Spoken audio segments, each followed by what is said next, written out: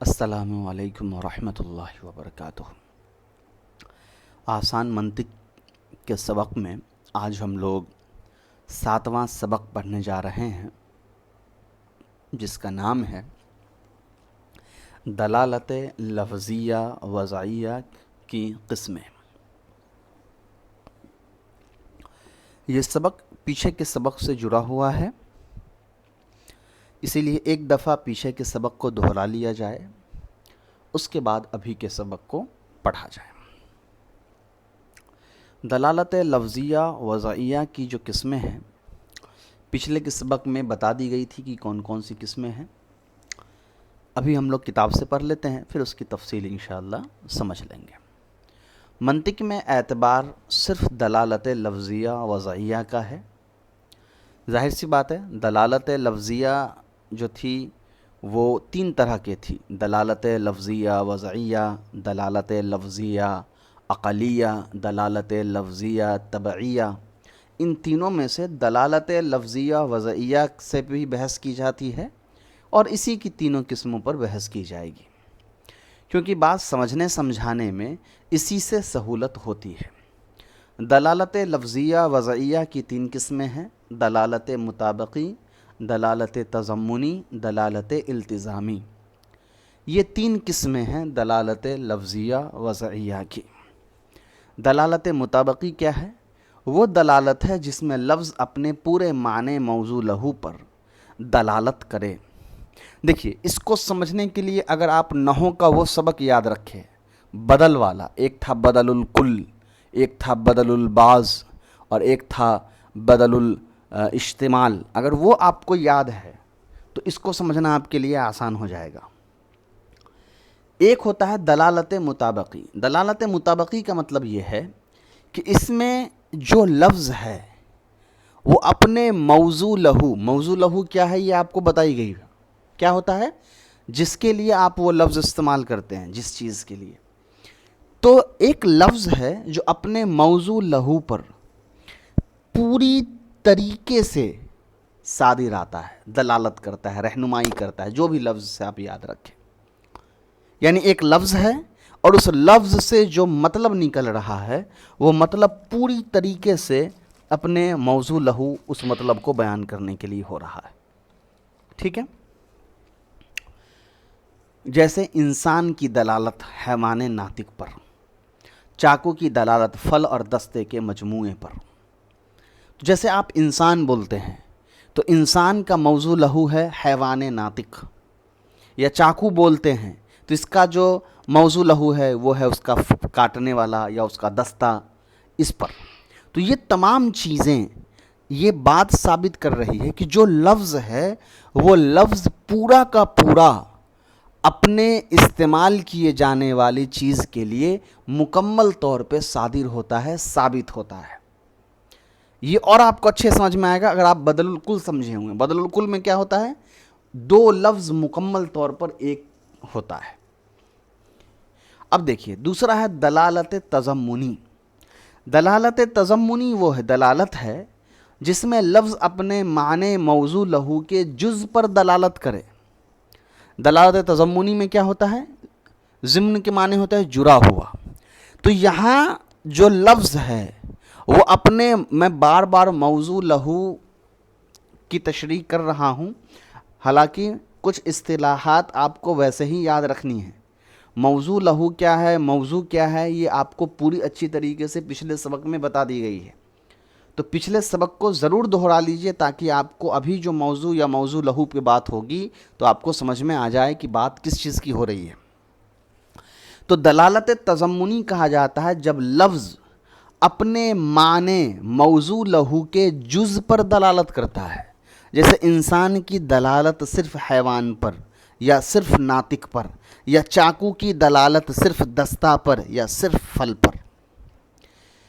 دلالت تضمنی میں کیا ہوتا ہے؟ ایک لفظ ہے، اس کا ایک مطلب ہے اور اس سے ایک بات سمجھ میں آ رہی ہے، لیکن وہ لفظ جس چیز کے لیے استعمال ہو رہا ہے اس پر مکمل طور پر ثابت نہیں ہو پا رہا ہے، بلکہ اس کے کسی حصے پر ثابت ہو رہا ہے۔ جیسے آپ کہیے گا ناطق، بولنے والا، یا آپ کہیے گا صرف حیوان، جاندار، انسان کے لیے.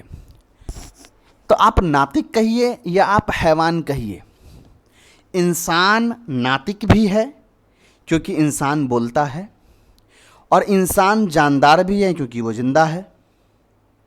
تو یہاں کیا ہوا، انسان کو دو چیزوں سے بیان کیا جا رہا تھا، حیوان اور ناطقن. لیکن دلالت تضمنی کہا جاتا ہے کہ جب کوئی ایک ایسا لفظ بولتے ہیں جو اپنے موضوع لہو کے کسی ایک جز کو، ایک حصے کو بیان کر رہا ہوتا ہے. تو مان لیا جائے کہ انسان موضوع لہو ہے، تو اس کے ایک حصہ حیوان ہونا یا اس کا ناطق ہونا، اس پر صرف بات ہو رہا ہے. تو ایسی دلالت کو کہا جاتا ہے دلالت تضمنی. تیسرا آپ کا ہے دلالت التزامی. دلالت التزامی کہتے ہیں وہ دلالت ہے جس میں لفظ اپنے معنی موضوع لہو کے لازم پر دلالت کرتا ہو. جیسے انسان کی دلالت قابلیت علم پر.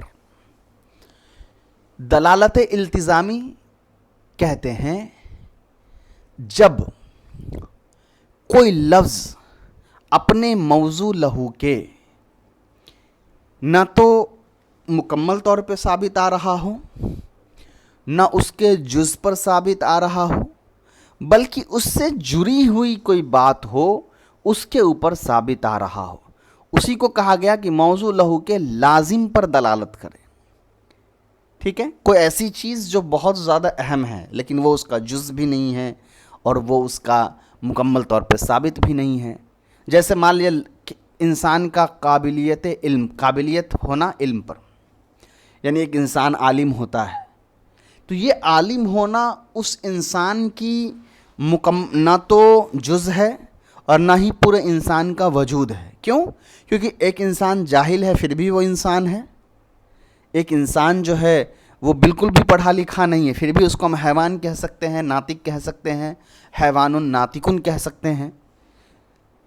تو یہ جو قابلیت علم ہے، عالم ہونا، یہ انسان کا ایک ایکسٹرا چیز ہے جو انسان کے ساتھ جڑا ہوا ہے، لیکن اس کا پورا وجود اس انسان کے ساتھ نہیں بنا ہوا ہے. تو ایسے لفظ کو کہا جاتا ہے دلالت تضمنی. پھر سے سن لیجئے، دلالت لفظیہ وضعیہ کی 3 قسمیں تھیں. کون کون سی؟ پہلا تھا دلالت مطابقی، جہاں لفظ اپنے موضوع لہو کے مکمل چیز پر ثابت ہوتا ہے. دوسرا تھا دلالت تضمنی، جہاں لفظ اپنے موضوع لہو کے جز پر ثابت ہوتا ہے. اور تیسرا آپ کا ہے دلالت التزامی، جہاں لفظ اپنے موضوع لہو سے لازم یا جڑی ہوئی چیزوں کے اوپر آتا ہے. اب یہاں ہے کہ ذیل میں دال اور مدلول لکھے جاتے ہیں، ان میں دلالت کی قسمیں بتاؤ. دال اور مدلول بھی آپ کو پتہ ہے، دال وہ لفظ جو رہنمائی کرے، مدلول جس کی طرف رہنمائی کرے.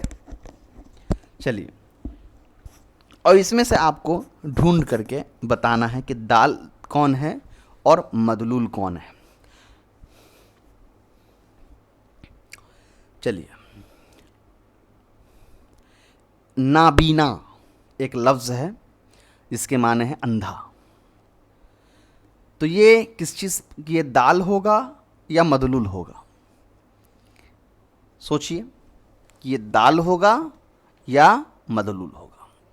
دیکھیے، نابینا جب آپ کو بولا جاتا ہے تو نابینا یہ مدلول ہو جائے گا. کیوں مدلول ہو جائے گا؟ اس لیے کہ دال کہا جاتا ہے جو رہنمائی کرتا ہے. تو آنکھ جو ہے یہ رہنمائی کرتا ہے یا تو بینائی کی طرف یا نابینا ہونے کی طرف.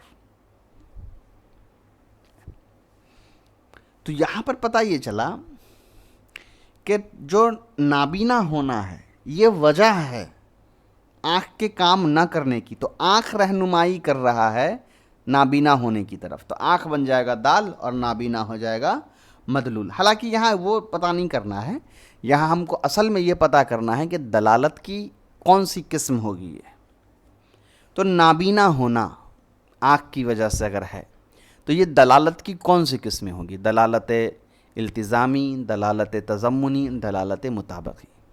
تو دیکھیے، آدمی اگر اندھا ہے پھر بھی وہ حیوان ناطقن تو ہے نا، اس کا مطلب یہ دلالت التزامی ہے۔ لنگڑا، ٹانگ ہونا، ٹانگ سے لنگڑا ہونا، یہ بھی دلالت التزامی ہے، لنگڑا ہے پھر بھی وہ حیوان ناطقن ہے۔ درخت، شاخیں، اب درخت کا جو شاخ ہے، ایک پیڑ ہے اور پیڑ کا حصہ ہے شاخ، تو یہ کون سا ہوگا؟ تو دیکھیے، درخت جو ہے اس کا اگر ہم دلالت مطابقی کی بات کریں تو درخت کا جو پورا وجود ہے وہ سارا آ گیا۔ اگر ہم دلالت تضمنی کی بات کریں تو درخت کی شاخ اس کے اندر آ گئی، کیونکہ درخت کے اندر پتا بھی ہے، پھل بھی ہے، شاخیں بھی ہیں۔ اور دلالت التزامی کیا ہوتا پھر؟ تو دلالت التزامی درخت کا یا تو پھلدار ہونا ہوتا یا بنا پھل والا ہونا ہوتا۔ اس کے بعد ہے نکٹا، ناک، تو یہ بھی آپ کا دلالت التزامی ہو جائے گا، اس لیے کہ ناک ہو نہ ہو اس سے حیوان ناطقن کا کوئی مسئلہ نہیں ہے۔ ہدایتن، کتاب الصوم، ہدایہ کتاب کا نام ہے، کتاب الصوم، تو ہدایہ جو ہے اور اس کا ایک باب ہے کتاب الصوم، تو کتاب الصوم جو ہے وہ حصہ ہے ہدایہ کتاب کا، تو اس کا مطلب یہ دلالت تضمنی ہو گیا۔ اور حاتم طائی، حاتم طائی ایک ناول تھا، اس کا ایک کردار ہے، اور سخاوت، وہ سخاوت کے معاملے میں بہت زیادہ فیمس تھا، اور بعض کتابوں میں آتا ہے کہ حاتم طائی نام کا ایک واقعی میں ایک شخصیت تھی جو بہت زیادہ سخی تھی، تو حاتم طائی کے ساتھ جڑی ہوئی ہے سخاوت کی صفت، تو یہ دلالت التزامی ہو گیا۔ چلیے اب ہم آتے ہیں اپنے سبق میں 8واں سبق کی طرف۔ یہ کیا ہے؟ یہ سبق بھی گزشتہ اسباق کو محفوظ کرنے کے لیے ہے۔ طلبہ آپس میں سوال و جواب کر کے گزشتہ مضامین خوب یاد کر لے، پھر استاد صاحب سوال کرے۔ اب اس میں جتنی بھی سوالیں آئی ہیں، سوال جواب آیا ہے، وہ میں نے ٹیبل کے طور پہ سارا چیز بنا کر کے آپ کو بتا دیا تھا، تو ایک بار یہ سوال جواب خود سے حل کرنے کی کوشش کریے، چونکہ مجھے اس کو دوبارہ بیان کرنے کی ضرورت اس لیے نہیں ہے کہ اس میں جتنے بھی سوال ہیں وہ آلریڈی آپ کا بیان ہو چکا ہے۔ حجت کس کو کہتے ہیں، منطق کی تعریف بیان کرو، منطق کا موضوع کیا ہے، دلالت کی تعریف بتاؤ، وضع کی تعریف کرو، دلالت کی کتنی قسمیں ہیں، یہ سب آپ کو بیان کیا جا چکا ہے، تو اس کو ہم لوگ اسکپ کر کے آگے بڑھ جاتے ہیں۔ لیکن آپ کو اسکپ نہیں کرنا ہے، آپ کو 1 سے لے کر 22 تک جو سارے سوال ہیں اس کا جواب آپ اپنے کاپی میں ضرور لکھ لیجئے، اس سے یہ فائدہ ہوگا کہ بہت آسانی کے ساتھ اب تک کے سارے جو اسباق ہیں وہ آپ کو یاد ہو جائیں گے۔ میں کیوں کہہ رہا ہوں اس کو سمجھیے، 9واں سبق سے نا اب بات بدل جائے گی۔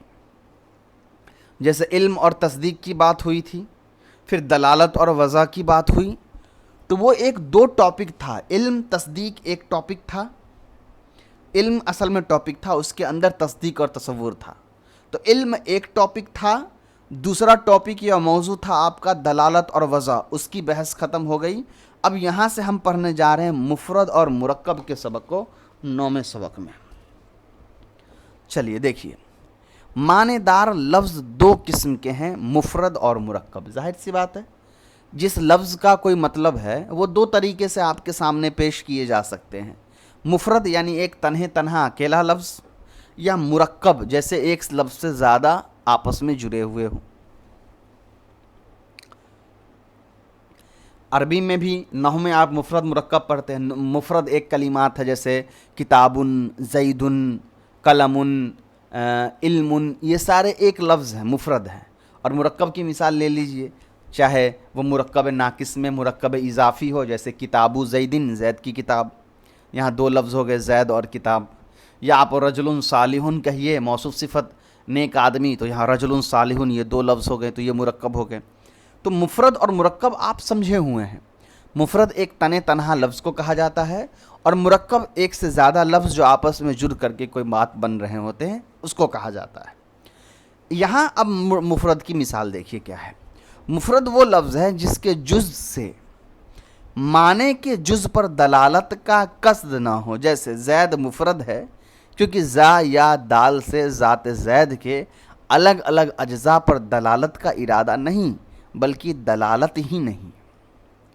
یہ کیا بات ہوئی؟ یہاں مفرد کی تعریف منطق میں منطقی اعتبار سے لکھی گئی ہے. پھر سے دیکھیے، مفرد وہ لفظ ہے جس کے جز سے معنی کے جز پر دلالت کا قصد نہ ہو. دیکھیں، اس کو سمجھنے کے لیے مرکب کو سمجھیے. پہلے مرکب مان لیا جائے کہ میں نے رجلن اور صالحن دو لفظ بیان کیے، ایک رجلن ایک صالحن. رجلن صالحن کے معنی ہو گیا نیک آدمی. لیکن اب ذرا اس کو سمجھیے، اگر میں صرف رجلن بھی لکھوں گا تو اس کا بھی ایک مطلب ہے نا، آدمی. اور میں صرف صالحن بھی لکھوں گا اس کا مطلب بھی ایک معنی ہے، نیک آدمی یا نیک.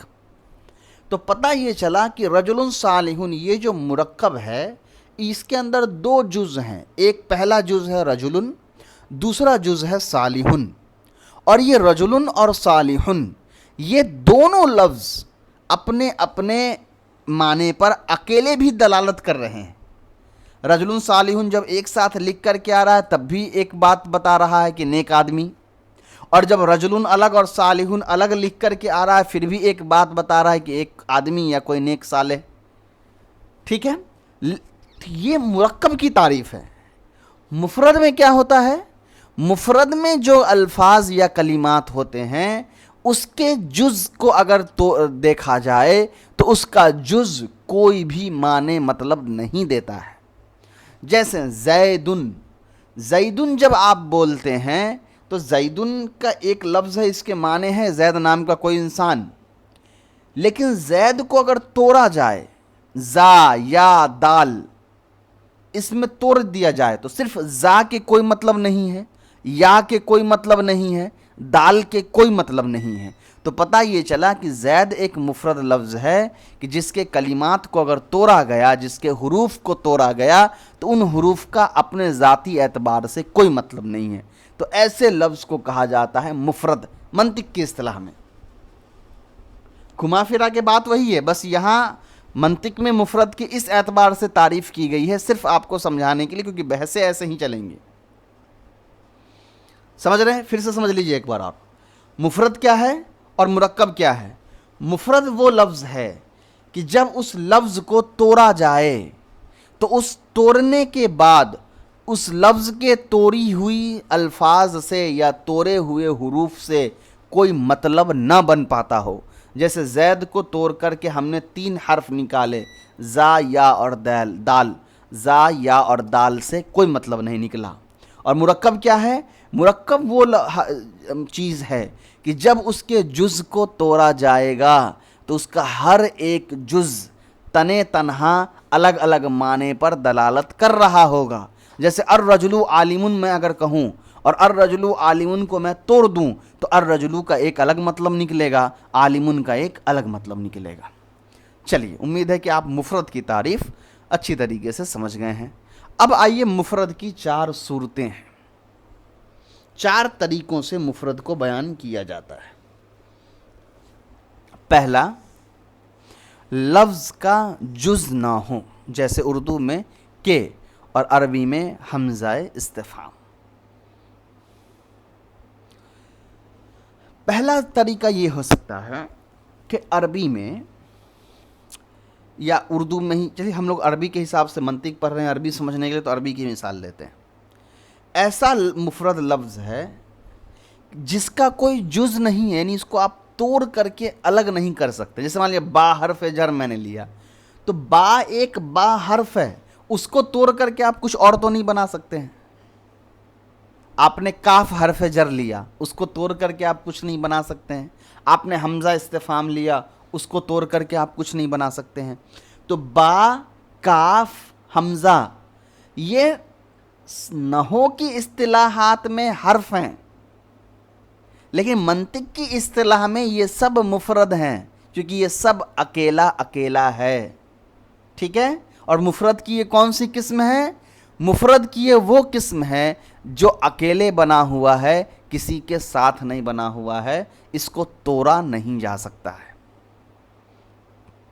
اب آ جائیے دوم. لفظ کا جز ہو مگر معنی دار نہ ہو. دوسری صورت یہ ہو سکتی ہے کہ مفرد لفظ ہے لیکن اگر اس کو آپ توڑیے گا تو وہ ٹکڑوں میں تو بٹ جائے گا مگر اس کا ٹکڑا جو ہے وہ کوئی معنی نہیں دے گا.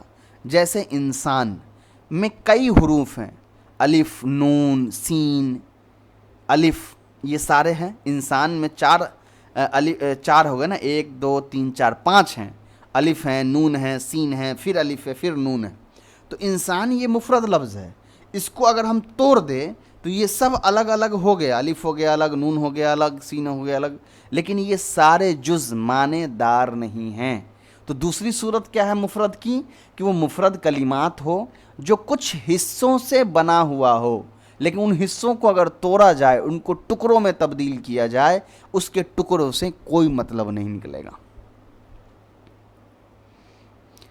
تیسرا دیکھیے، لفظ کا جز ہو، یعنی وہ ٹکڑوں میں توڑا جا سکتا ہو، وہ جز معنی دار بھی ہو، یعنی اگر اس کے ٹکڑوں کو بانٹا جائے تو اس کا کوئی مطلب بھی نکلے گا مگر معنی مقصود پر دلالت نہ کرتا ہو.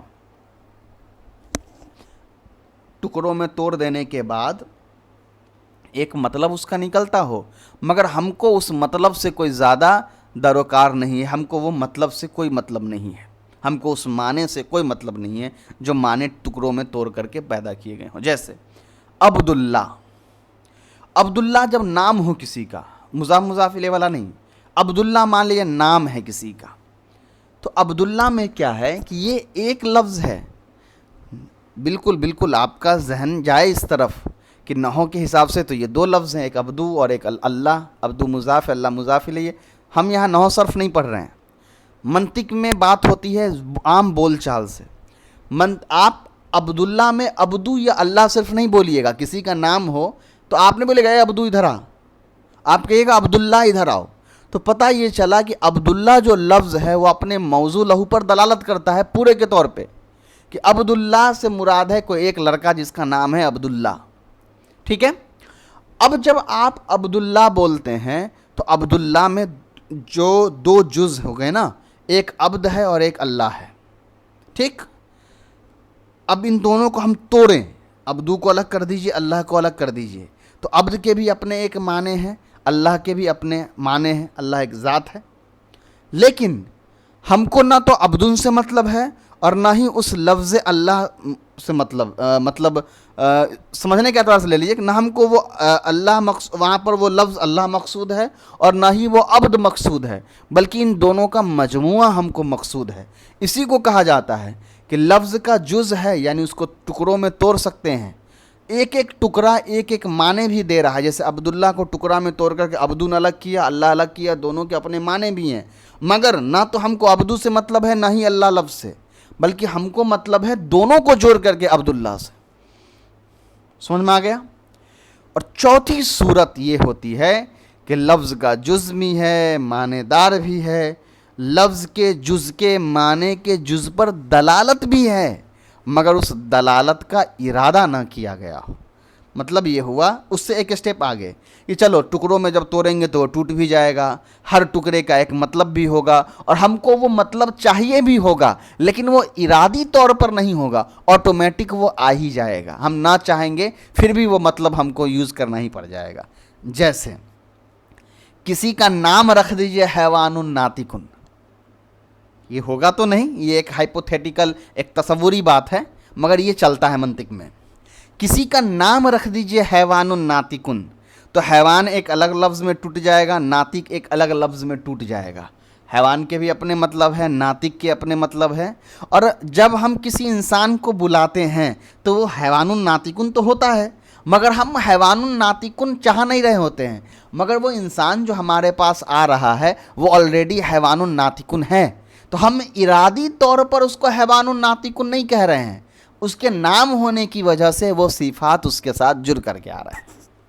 آ گئی بات سمجھ میں؟ تو یہ 4 قسمیں ہیں ہمارے کس چیز کے؟ مفرد الفاظ کے. اب آئیے مرکب کے اوپر.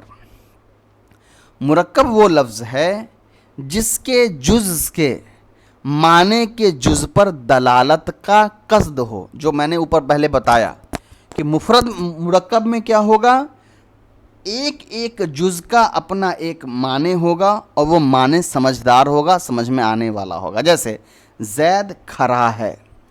اب اس میں نیچے نہیں ہو رہا ہے, چلیے. لفظ زید ذات پر اور لفظ کھڑا صفت پر اور لفظ ہے ثبوت پر دلالت کرتا ہے. زید کھڑا ہے, ان تین لفظ ہیں یہاں پہ, اور یہ تینوں لفظ اپنے اپنے معنی پر بالکل دلالت کر رہے ہیں. زید ایک انسان کے اوپر دلالت کر رہا ہے, کھڑا ہونا یہ صفت کے طور پہ دلالت کر رہا ہے, اور لاسٹ میں جو ہے لگا ہوا ہے یہ اس بات کو ثابت کرنے پہ لگا ہوا ہے. اب کہیے گا یہ کیا ہو گیا ثابت کرنا؟ سمپل سی بات ہے, موصوف صفت یاد رکھیے. جب آپ کہتے ہیں عالم آدمی تو یہ مرکب ناقص ہے نا. رجل عالم کا مطلب ہے عالم آدمی. آپ اس کو مرکب ناقص کیوں کہتے ہیں؟ چونکہ آپ کو اس کے معنی میں مکمل اعتماد نہیں ہے, اس کے معنی میں کچھ کمی ہے. لیکن جب آپ کہتے ہیں الرجل عالم, آدمی عالم ہے, جیسے ہی ہے لگتا ہے آپ کہتے ہیں ہاں مکمل طور پہ آدمی عالم ہے, تو وہ ہے کیا کرتا ہے؟ ثابت کر دیتا ہے خبر کو. تو یہاں پر بھی وہ ہے ثبوت کے لیے آیا ہے. چلیے اب آ جائیے تمرین پہ. امثلہ ذیل میں بتاؤ کون لفظ مفرد ہے اور کون مرکب ہے. احمد یہ مفرد ہے اور یہ مفرد کی پہلی صورت ہے. مظفر نگر یہ بھی مفرد ہے, مگر مفرد کی کون سی قسم ہے؟ سوچئے مفرد کی کون سی قسم ہوگی؟ یہ آپ کا آئے گا, مظفر بھی ایک لفظ ہے اور نگر بھی ایک لفظ ہے, تو یہ آپ کا آ جائے گا. اگر ہم کسی کا نام رکھ دیں مظفر نگر, کسی جاندار کا, انسان کا, تب تو یہ چوتھی قسم میں چلا جائے گا. لیکن اگر ہم مظفر نگر صرف جگہ کو لے رہے ہیں تو یہ تیسری قسم میں رہے گا. ٹھیک ہے. اسلام آباد تیسری قسم میں رہے گا. عبد الرحمن یہ دوسری قسم میں چلا جائے گا. ظہر کی نماز, ظہر کی نماز. اب یہ کیا بنے گا؟ مفرد بنے گا یا مرکب بنے گا؟ تو یہ مرکب بنے گا. ٹھیک ہے. رمضان کا روزہ یہ بھی مرکب بنے گا. ماہ رمضان یہ بھی مرکب بنے گا. جامع مسجد دہلی یہ بھی مرکب بنے گا.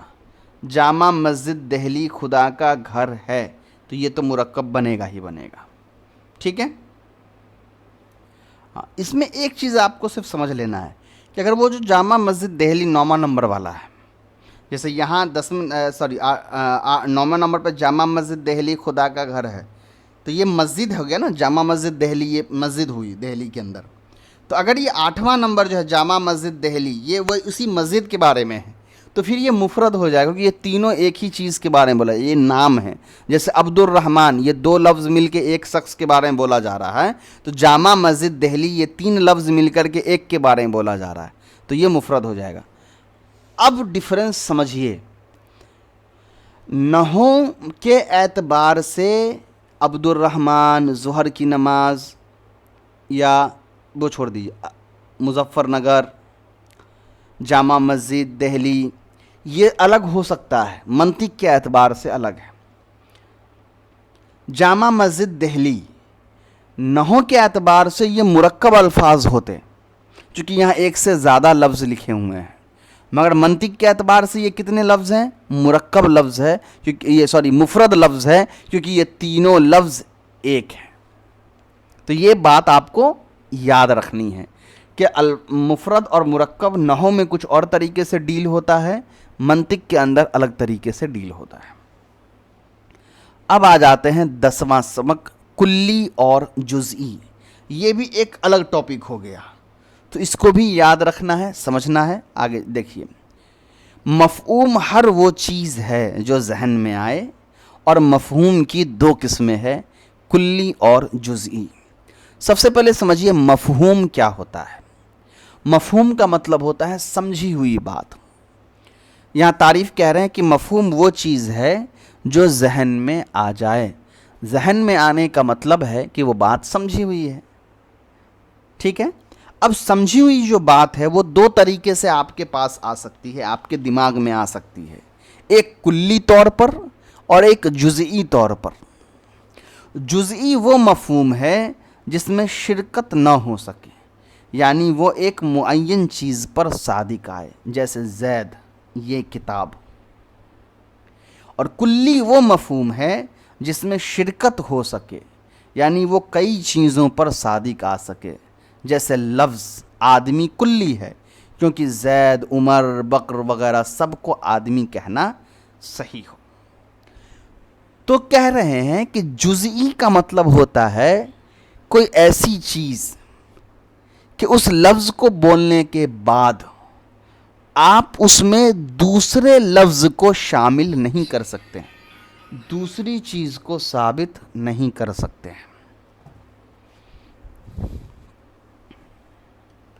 چلیے، تو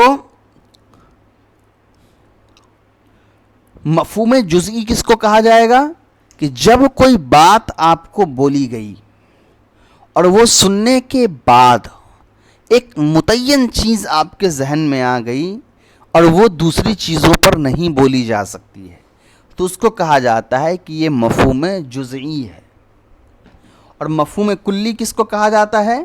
مفہوم کلی کا مطلب ہوتا ہے کہ ایسی چیز کہ وہ ایسا لفظ ہو کہ جب اس کو بولا جائے تو اس میں اور بھی دوسری چیزیں شامل ہو سکتی ہیں، اس کو الگ طریقوں سے استعمال کیا جا سکتا ہے، یعنی لفظ ایک ہو مگر اس کا استعمال الگ الگ طریقوں سے کیا جائے اور ہر طریقوں سے استعمال کرنا صحیح ہو جائے۔ یا میں اس کو اگر بہت اور آسان کر کے سمجھانے کی کوشش کروں تو آپ ایسے سمجھ لیجئے، جزئی لفظ کا مطلب، جزئی مفہوم کا مطلب یہ ہوگا کہ ایک لفظ کو آپ ایک ہی طریقے سے استعمال کر سکتے ہیں، دوسروں کے لیے یا دوسرے طریقے سے استعمال نہیں کر سکتے ہیں۔ جیسے زید ہے تو زید صرف آپ زید کو ہی بول سکتے ہیں، عمر کو، بکر کو، محمد کو نہیں بول سکتے ہیں۔ تو یہ ہو گیا جزئی۔ اور کلی کا مطلب ہوتا ہے کہ ایک لفظ کو آپ الگ الگ لوگوں کے لیے، الگ الگ چیزوں کے لیے استعمال کر سکتے ہیں۔ جیسے میں کہوں آدمی، تو آدمی میں زید کو بھی بول سکتا ہوں، آدمی میں عمر کو بھی بول سکتا ہوں، آدمی میں بکر کو بھی بول سکتا ہوں۔ ٹھیک ہے، چلیے آگے۔ جزئیات و افراد وہ چیزیں ہیں جن پر کلی بولی جائے، جیسے زید، عمر، بکر وغیرہ۔ آدمی کی جزئیات و افراد ہیں اور انسان، بیل، بکری وغیرہ حیوان کی جزئیات و افراد ہیں۔ یہ ایک نوٹ کرنے والی بات ہے جس کو یاد رکھنا ہے۔ وہ کیا ہے؟ جزئیات و افراد، جز کی جمع جزئیات، فرد کی جمع افراد۔ یہ اس کو آپ ماڈرن اصطلاحات میں سب کیٹیگریز کے طور پہ لے سکتے ہیں۔ جیسے اگر میں کہوں انسان، تو انسان کا فرد اور جزئیات کیا ہو سکتا ہے؟ تو انسان کا فرد اور جزئیات عورت ہو سکتی ہے، مرد ہو سکتا ہے، زید، عمر، بکر، محمد، فاطمہ، زینب سب ہو سکتے ہیں۔ اگر میں کہوں حیوان، زندہ چیز، تو اس کی جزئیات کیا ہو سکتی ہے؟ اس کی جزئیات انسان بھی ہو سکتی ہے، بیل، بکری، بھینس، گائے، سانپ، بچھو سب ہو سکتا ہے، جتنی بھی چیزیں زندہ ہیں وہ سب۔ ٹھیک ہے، تو وہ آپ کو یہ ٹرم یاد رکھنا ہے کہ جب ہم کہتے ہیں یہ فلاں فرد ہے یا فلاں جز ہے، تو اس کا مطلب یہ ہوتا ہے کہ وہ ایک کیٹیگری کو ہم نے بیان کیا ہے ایز اے سب کیٹیگری کے طور پر۔ ٹھیک ہے، ایک تقسیم ہم نے کی ہے۔ چلیے تمرین، درج ذیل چیزوں میں غور کر کے بتاؤ کون کلی ہے کون جزئی ہے۔ گھوڑا جزئی ہوگا یا کلی ہوگا؟ گھوڑا کو آپ گدھا نہیں بول سکتے ہیں، گھوڑا کو آپ بھینس نہیں بول سکتے، تو ظاہر سی بات ہے یہ جو ہے آپ کا یہ جزئی ہو گیا۔ بکری جزئی ہو گیا، میری بکری یہ بھی جزئی ہو گیا۔ زید کا غلام یہ بھی جزئی ہو گیا، چونکہ بکر و محمد کا غلام کی بات نہیں چل رہی ہے۔ سورج، یہ بھی اگر آپ اس طرح مان کے چلے کہ سورج تو ایک ہی ہے اور سب کو سورج نہیں بولا جا سکتا ہے تو پھر جزئی ہو گیا۔ یہ سورج یہ بھی جزئی ہو گیا، آسمان یہ بھی جزئی ہو گیا۔ سفید چادر یہ بھی جزئی ہو گیا یہاں، کیونکہ یہاں کالے چادر پیلے چادر کی بات نہیں چل رہی ہے۔ سیاہ کرتا یہ بھی جزئی ہو گیا۔ ستارہ یہ کلی ہو جائے گا، اس لیے کہ ستارے بہت طرح کے ہو سکتے ہیں۔ دیوار یہ بھی کلی ہو جائے گا، الگ الگ طرح کی دیوار ہو سکتی ہے، مٹی کی دیوار ہو سکتی ہے، پتھر کی دیوار ہو سکتی ہے۔ یہ مسجد یہ جزئی ہو جائے گا، اس لیے کہ یہ اشارہ جو ہے یہ سب مسجد کی طرف تو نہیں ہوگا۔ یہ پانی یہ بھی جزئی ہو گیا، میرا قلم یہ بھی جزئی ہو گیا۔ تو پتہ چلا جب اضافت ہو گئی تو وہ جزئی ہے۔ ہاں دوسرے انداز میں کچھ چیزوں کو آپ کلی بھی کر سکتے ہیں، جیسے گھوڑا ہے تو عربی نسل کا جو گھوڑا ہوتا ہے اس کو بھی گھوڑا بولا جا سکتا ہے، کوئی اور نسل کا گھوڑا ہے اس کو بھی گھوڑا بولا جا سکتا ہے، تو اس انداز میں اس کو آپ کلی بھی کہہ سکتے ہیں، ٹھیک ہے۔ جیسے گھوڑا ایک ذات لے لیں آپ، گھوڑا کسی پارٹیکولر گھوڑا نہیں بلکہ ایک نسل، جیسے انسان یا آدمی ایک نسل ہے تو زید محمد بکر وغیرہ سب اس کے اندر آ گئے، تو انسان کو جیسے آپ یا آدمی کو جیسے آپ کہتے ہیں کہ یہ کلی ہے، تو ویسے ہی گھوڑا اگر آپ ایک لے رہے ہیں پورا ایک چیز کہ اس کے اندر الگ الگ نسلیں ہیں، جیسے عربی گھوڑا ہے الگ، یہ ٹرکی گھوڑا، یہ ترکی گھوڑا، الگ الگ طرح گھوڑا، تب گھوڑا وہاں پر کلی ہو جائے گا، جزئی نہیں رہے گا۔ تو یہ ڈیپینڈ کرتا ہے کہ آپ اس کو کس اعتبار سے لینا چاہ رہے ہیں۔ تو گھوڑا اور بکری نمبر 1 2 یہ جزئی کلی وہ آپ کے اوپر ہے، لیکن میری بکری زید کا غلام یہ جزئی ہے، یہ سورج یہ جزئی ہے، یہ آسمان جزئی ہے، سفید چادر سیاہ کرتا یہ جزئی ہے، یہ مسجد یہ پانی میرا قلم یہ سب مکمل طور پہ جزئی ہیں۔ باقی جو سورج ہے، گھوڑا ہے، بکری ہے، آسمان ہے، دیوار ہے، ستارہ ہے، یہ آپ کے اوپر ہے۔ چلیے اب ہم لوگ آتے ہیں 11واں سبق، حقیقت اور ماہیت اور عوارض۔ یہاں سے نیا ٹاپک ہے، حقیقت، ماہیت، عوارض۔ حقیقت و ماہیت وہ چیزیں ہیں جن سے مل کر کوئی چیز بنے، یعنی اگر ان میں سے ایک چیز بھی نہ ہو تو وہ چیز موجود نہ رہے۔ انسان کی حقیقت اور ماہیت حیوان ناطق ہے۔ سب سے پہلے سمجھ لیجئے کہ حقیقت اور ماہیت یہ 2 الگ لفظ ہیں، مراد ایک ہی چیز ہے۔ تو حقیقت اور ماہیت کس کو کہتے ہیں؟ حقیقت اور ماہیت کسی بھی چیز کا کوئی ایک ایسا صفت ہوتا ہے کہ اگر اس صفت کو سلب کر لیا جائے، کھینچ لیا جائے تو وہ حقیقت ہی باقی نہ رہے گی۔ پھر سنیے، حقیقت اور ماہیت اس چیز کو کہا جاتا ہے جس کی وجہ سے کوئی بھی چیز وجود میں ہوتی ہے، اگر وہ چیز کھینچ لی جائے تو اس کا وجود بھی ختم ہو جاتا ہے۔ جیسے انسان ہے، انسان کی ایسی ایک صفت آپ سوچئے جو اس کو انسان بناتی ہے، اگر وہ چیز کھینچ لی جائے تو وہ انسان ہی نہیں رہے گا۔ ہاں اب آپ ہدایت کے اعتبار سے نہ جائے کہ ہدایت ہے تو انسان ہے، نہیں تو انسان نہیں ہے، نہیں اس کی بات نہیں چل رہی، وہ آپ تبلیغ اور دعوت کے میدان کے اور پرسپیکٹیو کے حساب سے لے سکتے ہیں۔ منطقی اعتبار سے انسان کی ماہیت اور حقیقت کیا ہو سکتی ہے؟ کیا انسان کا عالم یا جاہل ہونا؟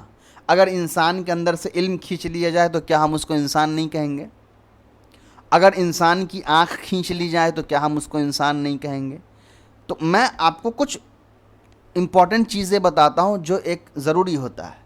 بہت سے لوگ کہیں گے روح نہیں رہے گا تو انسان نہیں رہے گا، نہیں، روح اگر نکل بھی جائے تب بھی وہ انسان ہی ہے نا، اس کا جسم تو انسان میں ہی شمار ہوگا۔ تو پتہ چلا کہ روح بھی انسان کی ماہیت اور حقیقت نہیں ہے۔ تو انسان کی ماہیت اور حقیقت اصطلاح کے اعتبار سے کیا ہوگی؟ تو شروع سے جو ہم پڑھتے آ رہے ہیں، حیوان ناطقن، بولنے والا جاندار، جو صرف انسان کے اندر پائی جاتی ہے۔ ہاں کوئی گونگا ہو گیا تو اس کا مطلب یہ نہیں ہے کہ وہ حیوان نہیں رہا، وہ حیوان ناطقن، وہ انسان نہیں رہا۔ کیوں؟ کیونکہ اس کے اندر صلاحیت تھی، کسی وجہ سے وہ صلاحیت ختم ہو گئی ہے، مگر وہ موجود ہے۔ تو انسان، کسی ایک انسان کے گونگا ہو جانے سے انسان کی حقیقت تو نہیں مٹ جائے گی نا۔ تو پتہ یہ چلا کہ انسان کی حقیقت اور ماہیت کیا ہے؟ حیوان ناطقن، ٹھیک ہے۔ اسی طریقے سے آپ کوئی اور چیز لے لیجئے، جیسے مان لیا جائے کہ گاڑی، تو گاڑی کی حقیقت اور ماہیت کیا ہوگی؟ اس کا انجن یا اس کا چلنے والا ہونا، اس پر سوار ہو کر جانا، سواری ختم تو گاڑی ختم۔ مان لیا کہ ایک کتا ہے تو کتا کی ماہیت اور حقیقت کیا ہوگی؟ اس کا بھونکنا، وہ نہ بھونکے تو اس کی پھر حقیقت ختم، اس کو کتا نہیں مانا جائے گا۔ تو یہ ضروری نہیں کہ فکس ہو، ہر چیز میں غور کر کے سوچا جاتا ہے کہ اس کی حقیقت اور ماہیت کیا ہوگی۔ ابھی صرف آپ کو حقیقت اور ماہیت سمجھنی تھی کہ حقیقت اور ماہیت کہا جاتا ہے کوئی ایسی چیز کو کہ جو اگر اس کو کھینچ لی جائے تو اس کا وجود اور حقیقت ہی ختم ہو جائے گا۔ چلیے، تو حقیقت اور ماہیت آپ کو سمجھ میں آ گئی ہوگی۔ اب آئیے عوارض۔ عوارض وہ چیز ہیں جو حقیقت کے علاوہ ہوں، یعنی ان کے ہونے پر چیز کا وجود موقوف نہ ہو، جیسے کالا ہونا، گورا ہونا، عالم ہونا، جاہل ہونا، انسان کے عوارض ہیں، کیونکہ انسان کا وجود ان پر موقوف نہیں ہے۔ تو بالکل انسان کا اندھا ہونا، آنکھ والا ہونا، لنگڑا ہونا، پیر والا ہونا، لولا ہونا، ہاتھ والا ہونا، یہ سب عوارض میں ہیں۔ وہ رہے نہ رہے، انسان رہے گا۔ تو یہ سارے ہوں گے عوارض۔ تو ماہیت اور حقیقت کے علاوہ جتنی بھی چیزیں ہیں وہ سب عوارض ہیں۔ اور ایک چیز آپ کو یاد رکھنی ہے کہ ہر چیز میں ماہیت اور حقیقت ایک ہے، اس کے علاوہ سب عوارض ہیں، ٹھیک ہے؟ اور کسی چیز کو پرکھا جاتا ہے اس کی ماہیت اور حقیقت کو دیکھ کر کے، اس کی عوارض کو دیکھ کر کے نہیں۔ اسی لیے پرانی جتنی بھی آسمانی کتابیں آئیں اس کی ماہیت اور حقیقت تھی توحید، ایک اللہ کی عبادت، وہ ان کتابوں سے نکل گئیں۔ اسی لیے ان کتابوں کی حقیقت ختم ہو گئی کہ وہ ہدایت دینے والی نہیں رہی، وہ فرقان نہیں رہی۔ تو کیا ہوا؟ ان کتابوں سے ماہیت اور حقیقت ختم کر لی گئی۔ عوارض ان کے اندر بھی تھے، پیغمبروں کا ذکر، جنت جہنم کا ذکر، وہ عوارض ان کے اندر بھی ہیں، لیکن عوارض کے بنا پر وہ کتابیں نہیں بنی گئی تھیں، وہ ہدایت اور توحید کے بنا پر اس کی حقیقت تھی۔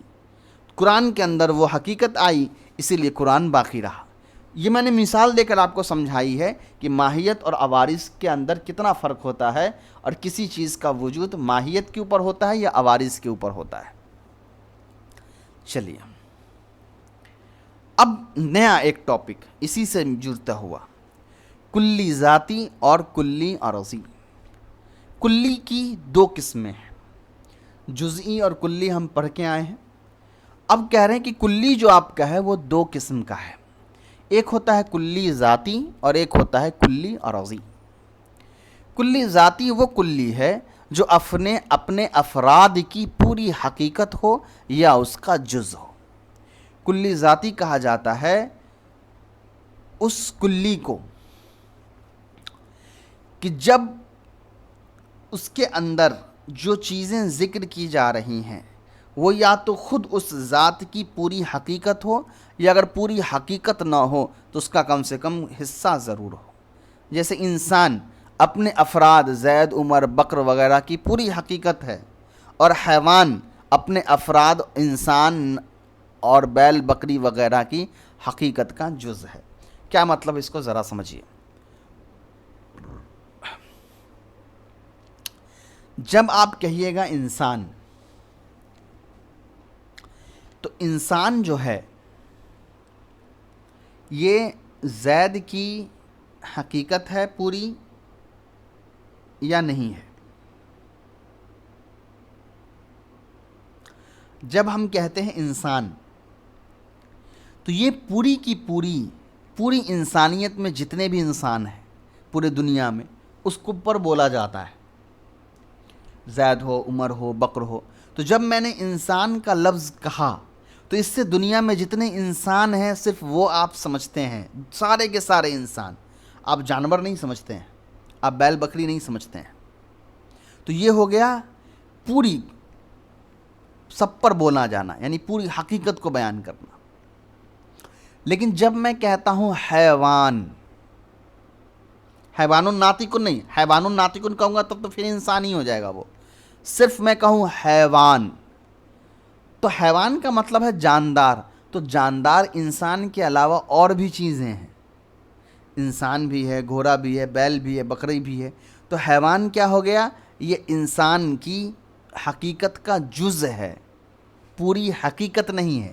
اس لیے انسان کی پوری حقیقت کیا ہے؟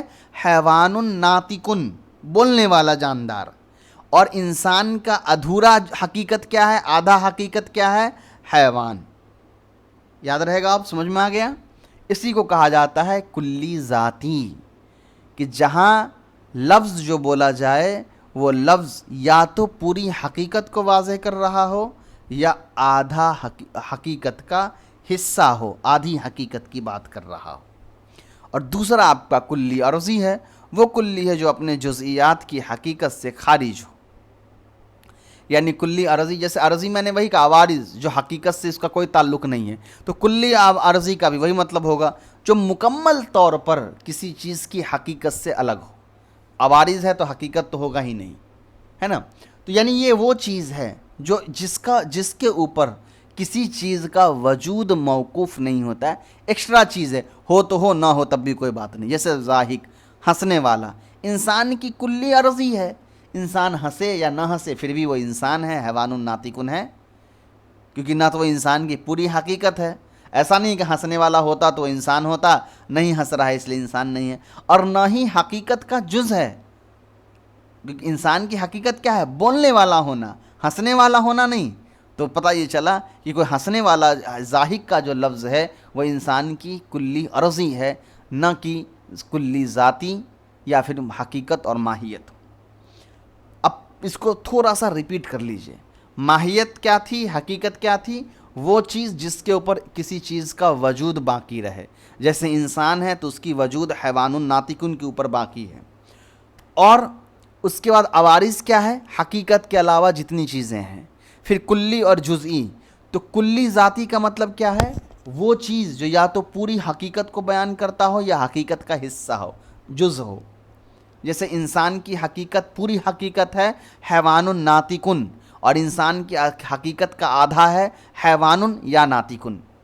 اور انسان یہ جو کلی عرضی جو ہے یہ انسان کے عوارض میں سے ہیں، نہ تو وہ پورا حقیقت ہے اور نہ ہی وہ حقیقت کا حصہ ہوتا ہے، ایکسٹرا چیز ہے، اس کے ہونے نہ ہونے سے کوئی بھی فرق نہیں پڑتا ہے. اب آ جائیے تمرین. درج ذیل چیزوں میں غور کرو، کون کلی کس کے لیے ذاتی ہے اور کس کے لیے عرضی ہے. جسم نامی درخت انار. انار کا درخت، جسم والا ہونا، جسم ہے، انار کا درخت ہے. تو یہ کیا بنے گا، کلی ذاتی بنے گا یا کلی عرضی بنے گا؟ دیکھیے، انار کا درخت جیسے حیوان الناطقن ہے، تو حیوان اور ناطق یہ دونوں مل کر انسان کی حقیقت ہے. تو انار کا درخت، انار نہ ہو تب بھی درخت باقی ہے، درخت نہ ہو تب بھی انار باقی ہے. تو یہ آپ کا حقیقت نہیں بن سکتا ہے اگر اس انداز سے دیکھیے گا تو. لیکن اگر درخت کے پہلو سے دیکھیے گا تو درخت ہے، اگر انار کا درخت نہیں تو کسی اور چیز کا درخت ہو سکتا ہے. تو اس کو آپ ایسے لے لیجئے کہ یہ حقیقت، یہ جو ہے آپ کا، یہ آ جائے گا. اگر صرف انار کے درخت کی بات چل رہی ہے تو یہ آ جائے گا آپ کا کلی ذاتی کے طور پہ، ٹھیک ہے. لیکن اگر اور دوسرے درختوں کے کمپیریزن میں ہم لے کے چلیں گے تو یہ عارضی کے طور پہ آ جائے گا. لیکن ہم صرف ابھی چونکہ درخت انار کا درخت ہی یہاں پہ لکھا ہے تو انار کے درخت کو لے کر کے ہی چلیے.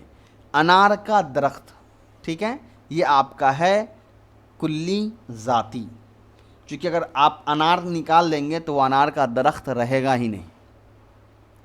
اس کے بعد ہے سرخ انار. انار ہے اور لالی ہے. تو انار کے لیے لالی کیا ہے، اس کی کلی ذاتی ہے یا عوارض ہے؟ تو یہ عرضی کے اندر آئے گا، اس لیے کہ انار صرف لال تھوڑی ہوتا ہے، انار سفید بھی ہو سکتا ہے، ہرا بھی ہو سکتا ہے. حیوان فرس. فرس کے لیے یعنی گھوڑے کے لیے حیوان کیا ہوگا، کلی ذاتی ہوگا یا کلی عرضی ہوگا؟ تو کلی ذاتی ہوگا، اس لیے کہ حیوان آپ کھینچ لیجئے گا تو گھوڑا بچے گا ہی نہیں، اس لیے کہ حیوان الناطقن تو آپ کہہ نہیں سکتے ہیں نا، تو حیوان ہی ہے، صرف حیوان کھینچیے گا وہ ختم ہو جائے گا. قوی گھوڑا. گھوڑا کے لیے قوی ان کا لفظ یہ عارضی ہوگا یا ذاتی ہوگا؟ تو یہ عارضی ہے، کیونکہ گھوڑا اگر کمزور بھی رہے تب بھی گھوڑا گھوڑا ہی ہے.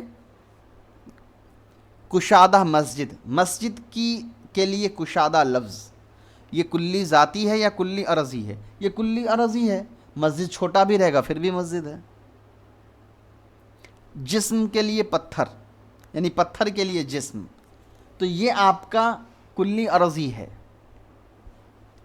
سخت پتھر، پتھر کے لیے سختی، تو پتھر کے لیے سختی یہ کلی ذاتی ہے، کیونکہ پتھر سے اگر سختی کھینچ لیجیے گا تو وہ پتھر ہی نہیں رہے گا۔ لوہا چاقو، تو اس کو ٹیکنیکل وے میں سمجھیے گا تو یہ ہو جائے گا کلی عرضی، کیونکہ چاقو جو ہے اسٹیل کا بھی بنے گا، لیکن مان لیا جائے کہ وہ ابھی اس پہ مت جائیے، تو لوہا ہی کھینچ لیجیے گا تو چاقو رہے گا کہاں؟ تو چاقو کے لیے لوہا کلی عرضی کلی ذاتی ہے۔ اس کے بعد تیز چاقو، چاقو تیز دھار بھی ہو سکتا ہے اور بنا تیز دھار کے بھی ہو سکتا ہے، تو یہ اس کا عرضی ہے، اس کے اوپر وجود نہیں ہے۔ تیز تلوار، تلوار تیز بھی ہو سکتا ہے وہ بنا تیز کی بھی ہو سکتا ہے، تو تلوار کے لیے بھی تیز جو ہے یہ کلی عرضی ہے۔ چلیے اس کے بعد آپ کا ہے 12واں سبق، کلی ذاتی کی قسمیں۔ یہاں تک پہلے ایک بار ہم لوگ کو میرے حساب سے ٹیبل بنا لینا چاہیے تاکہ آپ کو سمجھ میں آ جائے کون کس کی قسمیں ہیں، ورنہ کنفیوز کر جائیں گے کیونکہ بہت لمبا سبق ہو گیا۔ چلیے پہلے ٹیبل دیکھ لیتے ہیں۔ چلیے دیکھیے،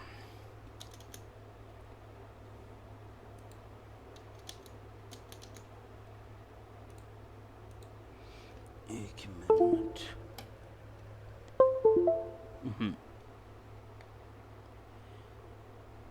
ایک تھا آپ کا کلی اور ایک آپ کا تھا جزئی۔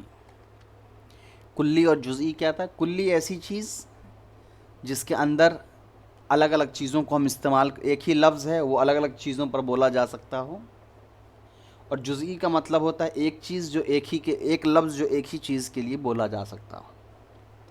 پھر اس کے بعد ہم نے پڑھا ماہیت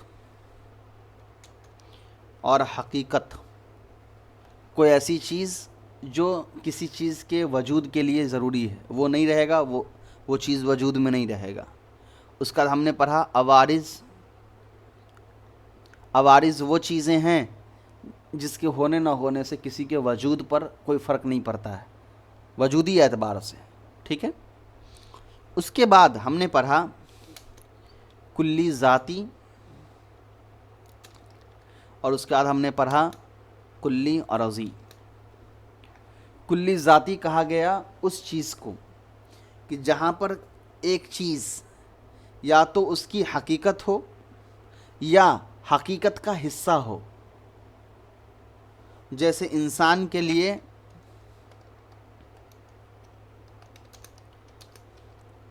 حیوان ناطقن ہونا، انسان کے لیے حیوان ناطقن ہونا یہ پوری حقیقت ہے، یا صرف ناطق ہونا یا حیوان ہونا یہ اس کا حقیقت کا حصہ ہے، آدھا ہے، جز ہے۔ اور کلی عرضی کا مطلب ہوتا ہے کوئی ایسی چیز جس کے ہونے نہ ہونے سے کوئی فرق نہیں پڑے گا، یعنی وہ حقیقت کا نہ تو حصہ ہوتا ہے نہ ہی وہ خود حقیقت ہوتا ہے، جیسے ضاحک ہونا انسان کے لیے نہ حقیقت ہے نہ حقیقت کا حصہ ہے۔ اس کے بعد آپ کا 13واں جو سبق ہے وہ ہے کلی عرضی کی قسمیں، اس کی قسمیں۔ اس سے پہلے ایک سبق اور ہے جو یہاں 12واں سبق کلی ذاتی کی قسمیں، اس کی، تو ہم لوگ پہلے اس کی قسمیں پڑھیں گے، کلی ذاتی کی قسمیں۔ کلی ذاتی کی کتنی قسمیں ہوں گی؟ اس کی 3 قسمیں ہوں گی، جنس، نوع اور فصل۔ کلی ذاتی کتنی قسمیں ہیں؟ 3، جنس، نوع اور فصل۔ آئیے تینوں کو ایک ایک کر کے دیکھ لیتے ہیں۔ سب سے پہلے سمجھیے جنس کیا ہے۔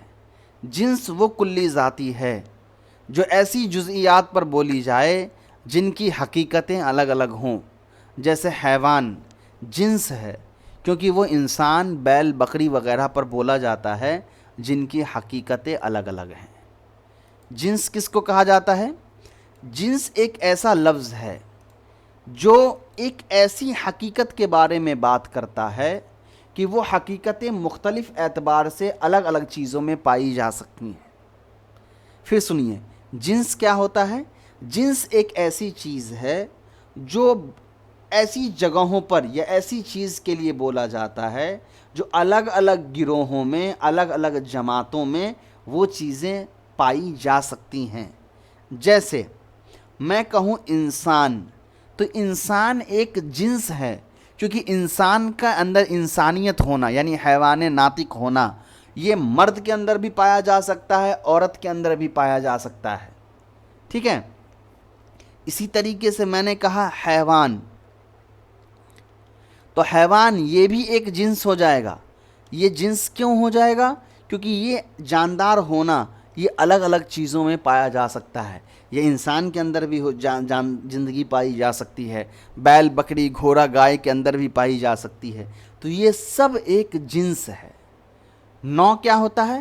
نوع وہ کلی ذاتی ہے جو ایسی جزیات پر بولی جائے جن کی حقیقت ایک ہو، جیسے انسان نوع ہے کیونکہ وہ زید عمر بکر وغیرہ پر بولا جاتا ہے جن کی حقیقت ایک ہے۔ اب دیکھیے، جنس تو سمجھ میں آ ہی گیا، جنس کے اندر انسان ایک نوع ہو سکتا ہے۔ اب آپ کو یہ کہ ابھی تو میں نے کہا کہ انسان جنس ہے، تو بالکل انسان جنس ہے۔ اگر آپ انسان کو جنس مانیے گا تو انسان کے اندر بھی تو نوع ہوں گے۔ نوع مطلب قسم، ایک قسم ہوگا مرد کی اور ایک قسم ہوگا عورت کی، ٹھیک ہے؟ تو اس اعتبار سے انسان جنس ہے۔ اور اگر حیوان کو جنس مانیے گا، تو حیوان کو جب جنس مانیے گا تو اس کی نوع کون کون سے بنیں گے؟ انسان بھی بنیں گے اور جانور بھی بنیں گے۔ پھر دقت ہو رہا ہے، اس کو تھوڑا سمجھ لیجیے۔ جنس کہا جاتا ہے، آپ جنس کو ایسے مان لیجیے کیٹیگری، ایک قسم جس کے اندر ایک ہی جیسے چیزیں الگ الگ کیٹیگرائز ہو کر کے جمع کی گئی ہو۔ آپ ایسے مان لیجئے جنس کیا ہے؟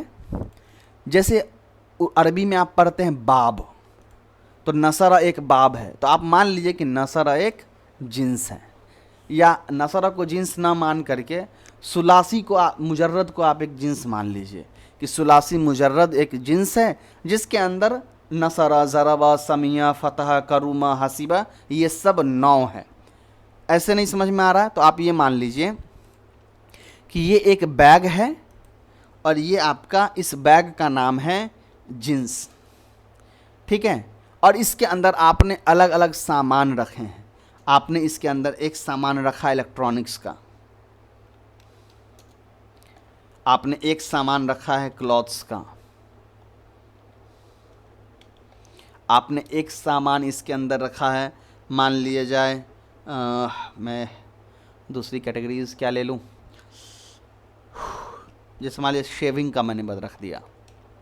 تو اب دیکھیے، ایک بیگ تھا جنس نام کا جس کے اندر آپ نے الیکٹرانکس کے سارے سامان رکھے،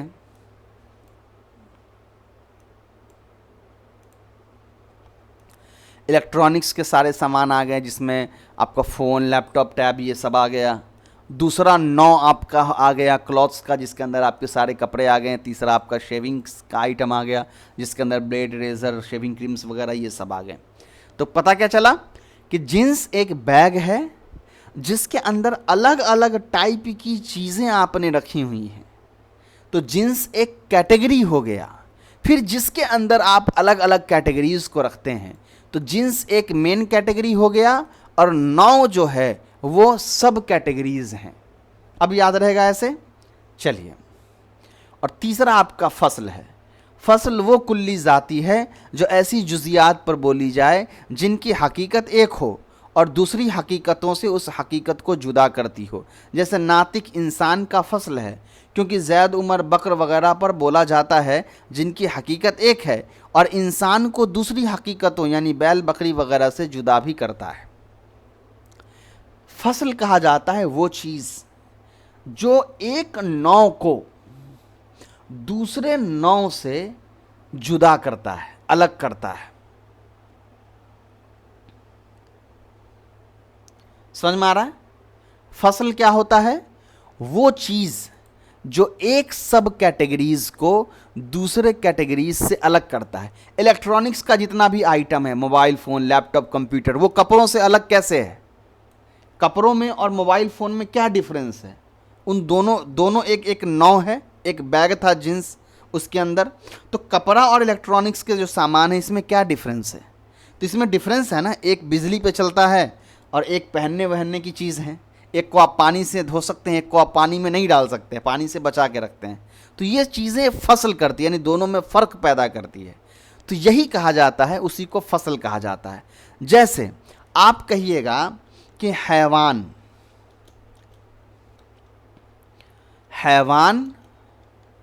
اور انسان، ان دونوں کا فصل کیا ہے؟ تو میں کہوں گا ان دونوں کا فصل ہے ناطق ہونا. کیوں؟ انسان حیوان تو ہے کیونکہ انسان جاندار ہے، مگر حیوان میں جاندار تو اور بھی چیزیں ہیں، بیل بکری وغیرہ بھی ہے. تو انسان بیل بکری بھینس وغیرہ سے کیسے الگ ہے؟ ناطق ہونے کی وجہ سے، جدا ہونے کی وجہ سے. لیکن کیا انسان کے اندر جتنی چیزیں ہیں، مرد عورت زید عمر بکر وغیرہ، کیا ان سب کے اندر یہ چیز پائی جا رہی ہے ناطق ہونا؟ تو بالکل پائی جا رہی ہے. تو اسی لیے ناطق فصل بن جائے گا کس چیز کا؟ حیوان اور انسان کے بیچ کا. تو یہ چیزیں آپ کو تینوں یاد رکھنی ہیں. جنس، نوع، فصل. جنس کیا ہے؟ مین کیٹیگری ہے. نوع کیا ہے؟ سب کیٹیگری ہے. فصل کیا ہے؟ مین سب کیٹیگریز کے اندر ایک دوسرے کے اندر جو ڈیفرنس ہے، جو فرق ہے، اس کو بیان کرتا ہے فصل. ذیل میں 2 چیزیں لکھی جاتی ہیں، بتاؤ کون کس کے لیے جنس یا نوع یا فصل ہے؟ حیوان، فرس کے لیے، گھوڑا کے لیے. حیوان کیا ہے؟ جنس ہے، نوع ہے، فصل ہے. سوچئے آپ، گھوڑا حیوان ہے تو کیا صرف گھوڑا کو ہم حیوان کہتے ہیں یا کسی اور کو بھی ہم حیوان کہتے ہیں؟ کہتے ہیں نا، انسان کو بھی حیوان کہتے ہیں، بکری کو بھی حیوان کہتے ہیں. تو حیوان کا جو لفظ ہے یہ گھوڑا کے لیے جنس تو نہیں بن سکتا ہے. کیا بنے گا؟ نوع بن جائے گا. ٹھیک ہے؟ نہیں، نوع اس لیے نہیں بنے گا کہ حیوان کے اندر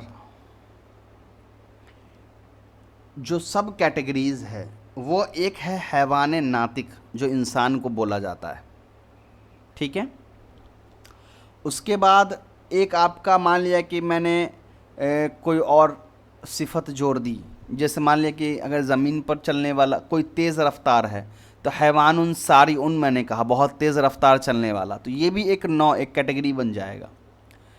تو حیوان جو ہے نا یہ پیکٹ ہے، باکس ہے، جس کے اندر الگ الگ طرح کے حیوان پائے جاتے ہیں. دوڑنے والے حیوان، رینگنے والے حیوان، بولنے والے حیوان، کودنے والے حیوان. تو یہ سب ایک نوع ہو گیا. تو صرف حیوان جو ہے نا یہ گھوڑا کے لیے یہ نوع نہیں بنے گا، جنس ہی رہے گا. ٹھیک ہے؟ ہاں، اس میں جب کیٹیگرائز کریں گے کہ کس طرح کا حیوان، تب وہ نوع بن جائے گا. اسی طریقے سے دوسرا آپ کا ہے جسم نامی درخت انار. انار کے درخت کے لیے جسم والا ہونا، یہ کیا بنے گا؟ تو یہ بھی آپ کا جو ہے یہ جنس ہی بنے گا. انار کا درخت ایک جنس ہے، پھر اس کے اندر اور بھی دوسرے قسم کے درخت ہو سکتے ہیں. تیسرا آپ کا ہے حیوان، حساس. حیوان کے لیے حساس، یہ کیا بنے گا؟ حساس والا ہونا. تو یہ حیوان کے لیے آپ جنس تو بن نہیں سکتا ہے، اس لیے کہ حساس کوئی جانور تو ہے نہیں یا انسان تو ہے نہیں. اس کے بعد نوع بھی نہیں بن سکتا ہے، اس لیے کہ نوع ہونے کے لیے بھی تو کوئی جاندار یا یہ کوئی جانور یا بولنے والا یا دوڑنے والا ایسا کچھ ہونا چاہیے. تو یہ فصل ہوگا تیسرا، کہ یہ فرق بیان کرنے کے لیے ہے انسان کا دوسرے جانداروں کے بیچ میں. کہ دوسرے جانداروں کے اندر وہ حساسیت نہیں ہوتی ہے جو انسان کے اندر ہوتی ہے۔ تو جنس ایک کیٹیگری ہے جس کے اندر نوع ہے، ایک انسان حیوان ناطقن ہے، ایک حیوان، مان لیا گھوڑے کے بارے میں کہہ رہا ہوں حیوان ساحل، ہنانے والا گھوڑا، تو گھوڑے اور انسان کے اندر جو فرق ہے وہ کون بیان کرتا ہے؟ ایک تو ناطق ہے، مگر یہاں پہ حساس پوچھا جا رہا ہے، حساسیت، تو حساسن یہ گھوڑے کے اندر پائی جائے گی یا انسان کے اندر؟ تو جانور کے اندر بھی ہوتی ہے حساسیت، لیکن وہ انسان کے مقابلے والی حساسیت نہیں ہوتی ہے، تو یہ فصل ہو جائے گا۔ تیسرا ہے فرس ساحل، گھوڑے کے لیے، ساحل کے لیے فرس کا لفظ یوز ہونا، کہ یہ کیا بنے گا؟ اس کو آپ جو ہے وہ فصل ہی بنا دیجئے، فصل ہی بنے گا۔ گھوڑا اور دوسرے جانوروں کے بیچ میں ساحل کا لفظ جو ہے وہ فرق ہے۔ جسم مطلق فرس کے لیے، گھوڑے کے لیے جسم کا ہونا، یہ نوع بنے گا، جنس بنے گا یا فصل بنے گا؟ تو جسم تو سب کے پاس ہے، انسان بھی جاندار بھی، تو یہ آپ کا جسم جو ہے یہ بن جائے گا جنس۔ ہاں پھر آئے گا بڑا جسم والا، چھوٹا جسم والا، تو وہ نوع بن جائے گا۔ حمار کے لیے ناہک کا ہونا، تو حمار کے لیے ناہک کا ہونا جو ہے یہ آپ کا فصل ہو جائے گا۔ اس لیے گھوڑے اور گدھے میں کیا فرق ہوتا ہے؟ تو گدھا ناہک ہوتا ہے، گھوڑا ساحل ہوتا ہے، تو وہ فرق ہو جائے گا۔ ممیانہ بکری کے لیے، بکری کے لیے ممیانہ کیا ہوگا؟ تو ممیانہ یہ جنس تو بنے گا نہیں، اس لیے کہ ایسا تو نہیں کہ اور بھی دوسری چیزیں ممیاتی ہیں، نوع ہو نہیں سکتا ہے، اس لیے کہ اگر ہم حیوان کے اندر نوع لیں تو پتہ یہ چلے گا، ہاں ایک طرح سے نوع لیا جا سکتا ہے کہ ہم یہ مان کے چلے کہ صرف بکری ہی تو ممیاتی ہیں، لیکن میرے حساب سے یہ فصل زیادہ درست لگ رہا ہے، کیونکہ دوسرے اور جانوروں کے مقابلے میں جو ممیانہ ہوگا وہ بکری کے لیے فصل ہو جائے گا۔ چلیے دیکھیے، جواب تھوڑا سا الگ ہو سکتا ہے، وہ نظریے کے اوپر ہے اور ایکسپلینیشن کے اوپر ہے، تو ایسا نہیں ہے کہ میرا جو جواب ہے اور آپ کا جو جواب ہے وہ میچ نہیں کر رہا ہے تو ہم دونوں میں سے کوئی ایک غلط ہے۔ ہم دونوں کا سمجھنے کا نظریہ تھوڑا الگ ہو سکتا ہے بات کو ہمارے، کیونکہ ایک ہی چیز ایک ہی انسان کے لیے معرفہ اور نکیرہ الگ الگ ہو سکتا ہے، وہ آپ سمجھیں گے اس چیز کو۔ مان لیجیے میں نے کہا وہ آ گیا، تو آپ کے لیے ہو سکتا ہے کہ وہ نکیرہ ہو، میرے لیے وہ معرفہ ہو سکتا ہے، یا آپ کے لیے وہ معرفہ ہو، مجھے نہ پتہ ہو تو میرے لیے نکیرہ ہو جائے گا۔ تو وہ تبدیلی آتی ہے، تو اس کے لیے آپ کو پریشان نہیں ہونا ہے، کانسیپٹ سمجھے رہیے۔ جنس کیا ہے؟ ایک مین باکس ہے جس کے اندر الگ الگ چیزیں آ سکتی ہیں۔ گھوڑا ایک جنس ہے، اس میں الگ الگ گھوڑے آ سکتے ہیں۔ بکری ایک جنس ہے، اس کے اندر الگ الگ بکریاں آ سکتی ہیں۔ گدھا ایک جنس ہے، اس کے اندر الگ الگ گدھے آ سکتے ہیں۔ انسان ایک جنس ہے، اس کے اندر الگ الگ انسان آ سکتے ہیں۔ ٹھیک ہے؟ اس کے بعد نوع پہ آئیے گا، تو جنس کے مقابلے میں جب نوع آئے گا تو حیوان ناطقن ایک نوع ہو جائے گا، حیوان ساحل ایک نوع ہو جائے گا، حیوان ناہکن یہ ایک نوع ہو جائے گا۔ ٹھیک ہے؟ اور جب فصل کی بات آئے گی تو حیوان ناہکن اور حیوان ساحل میں کیا فرق ہے؟ تو ان دونوں کے اندر فصل جو ہے وہ ہے ساحل اور ناہک ہونے کا، تو یہ آپ کو یاد رکھنی ہے۔ چلیے آج کی کلاس میں اتنا ہی، 13واں سبق انشاءاللہ ہم لوگ کل کے کلاس میں کنٹین کریں گے۔